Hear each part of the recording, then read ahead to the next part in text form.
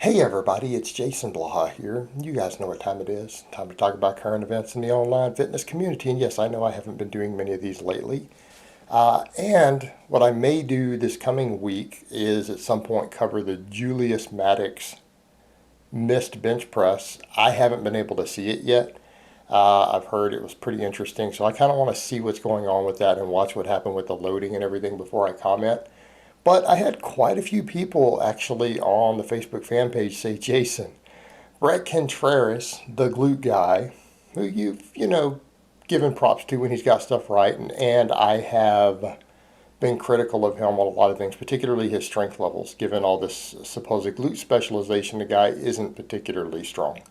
And I've always been critical of that fact of, where's the glute strength? But I've had a couple of people actually ask me, hey, look at this deadlift he did. Could you critique it? Could you explain what's wrong with this? What's wrong with his logic? Because he's defending it. And again, he's trying to defend it pretty hard. And essentially what he did is a 515 partial sumo touch and go for 10 reps. And but he's like, well, guys, it's 10 reps. Like, not really. It was 0.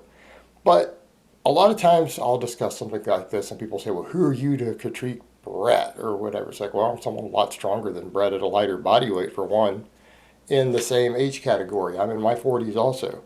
So not that it matters, but yeah, I just did a deficit deadlift this last week was 625. And the week before I did a 2-inch deficit with 515 for 5 reps with full resets after hitting a max squat. And I out squat the guy by, I don't know, 150 pounds.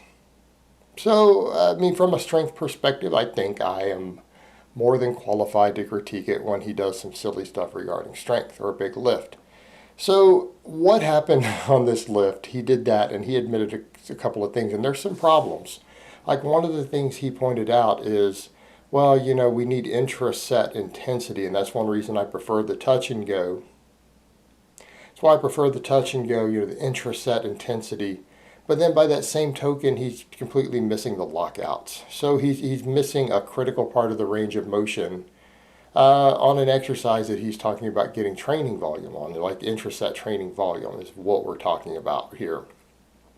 That's a problem because if we're talking about training volumes and loads, we're talking about working the muscles inside of a work density situation. But you're completely missing the lockout, okay? And he's admitting it's a bad habit that he needs to get over. It's just a bad habit. He's got to quit doing it. But let's come over to the point. Focusing on something like intra-set volume on something like a deadlift ingrains bad motor habits that will carry over. This is not an appropriate lift for this. And I am saying this as someone who loves the deadlift. The deadlift is the greatest exercise of all time. My favorite exercise. It is not something you need to be worrying about intraset density on, because what we end up happening is an axial loading issue. In other words, the amount of workload you can work inside of a set and recover from gets compromised by the axial loading on deadlifting, and it can definitely be a problem. And in the case of touch and go, you're essentially increasing the axial loading while reducing muscle activation. And yes, there can be a place for very advanced elite lifters with touch and go deadlifts, but not in the way that Bret has done them, right? It's when you maintain tightness and touch and go at the bottom and do the full range of motion and then you lock it at the top. In his case, he's more or less just kind of tapping. He's not even letting it touch the ground under control. Sides aren't touching evenly. So this is not a case of maintaining tightness, because it's different. I've seen Chris Duffin defend that. In fact, I've had a conversation with Chris Duffin on private Facebook on my wall where he did discuss before the merits of it for learning to stay tight for a few reps for touch and go. That is not what's achieved here. It's not what's being achieved. In other words, he's just kind of tapping so that he can cheat and get more reps. Then you induce more axial loading. It's like, look, if you're trying to do some sort of exercise like this for this purpose, why don't you do a good morning or a Romanian deadlift or something else? Okay, it makes a lot more sense than trying to do a deadlift or a sumo deadlift. It just doesn't make sense from a training economy perspective, and particularly from a fatigue management recovery perspective. And if it worked that well, Bret would be stronger. Okay? If a lot of what he does and talks about with glute training and everything else worked as well as he claims it does, he would be stronger, and he's not. He's not. There's a lot of gimmicky stuff happening here. And I'm not saying he doesn't get some stuff right and put out some good things. He does. But this sort of nonsense isn't among them. And I'm not even going to make personal attacks with any of the other stuff that happened in his private life or anything else, or the accusations. It's not relevant to any of this. It really isn't relevant when we're discussing training knowledge. And people have a bad habit of doing that. Because you don't like something that someone did or said not related to training, that therefore their training information is wrong. Well, that's nonsense. There are plenty of people who are complete assholes in this industry who are quite smart guys and put out good information. And if that's how you go about determining what's good information or not, you're going to end up suffering for it. So that's not what we need to do in this case. And yes, there have been some issues, but they're not relevant to this topic. What's relevant is what he is doing there on camera and how he's defending it. And it's like he'll pull stuff like this and say, well, I'm getting all this work. Why don't you just lift something heavy? Like, show where the strength is then from it. Because realistically, Bret's strength just isn't there. Particularly things like the squatting. Okay, the squatting strength is just not there for a guy who's supposedly specialized in glutes. I mean, it's bad. Especially at his body weight. So you have to wonder about some of the effectiveness of this. And then we look at some of the studies. And I mean, and I've tried to defend even the hip thrust in that one study, but it didn't fare that well. And that's been his bread and butter. And, you know, and he defended that viciously and to the point to ad hominem attacks. Not that I completely even disagree with all those ad hominem attacks, but that's not really how you're going to win over people in the academic field. To pull a do you even lift bro on the other researchers.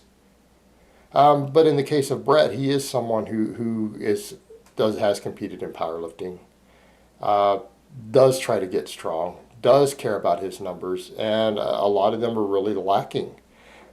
So it is a point of contention in the case of these lifts. And then we come back over to the sumo deadlift. And the lockout exactly proves my problem with trying to worry about the intraset volume on something like a deadlift instead of doing a slightly different hip hinge for a movement pattern. You can ingrain really bad motor habits very, very quickly. And in his case, all this tapping off the floor and just trying to get as much volume in has now taught him to not lock the top. And it's one thing to not lock the top, but this is by a substantial margin. All right, we're dramatically reducing things like hamstring activation as a result of that. Right? It's made him a worse deadlifter. And he has admitted himself, hey, this is a bad habit. It's something I need to fix. It's something I need to sort, but it's there. Well, why don't you start deadlifting correctly? Why don't you quit worrying about trying to get all this volume in one set and actually deadlift correctly, and the problem will go away. It's like he had said, well, the problem with people resetting on every rep is that it ends up turning into rest pause and cluster sets, and it's like, but it will also teach you how to deadlift. It will also force you to deadlift correctly all the way through.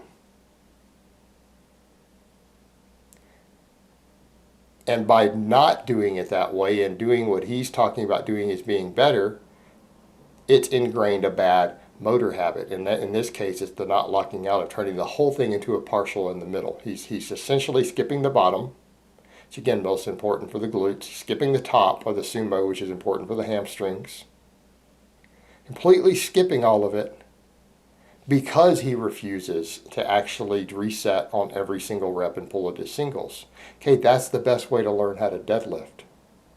I have all my lifters do that. If we do any sort of reps at all, ever, we reset on every rep. But I have most of my guys pull singles, even if they're 30 seconds apart. Okay? We do singles, and we do them for a reason. Teaches you how to deadlift better. If you're trying to accumulate a bunch of fatigue, there are other hip hinges that are better options than your actual deadlifts from the floor for this. And then we don't get the same movement pattern carryover that teaches us bad habits. This is where things like good mornings shine.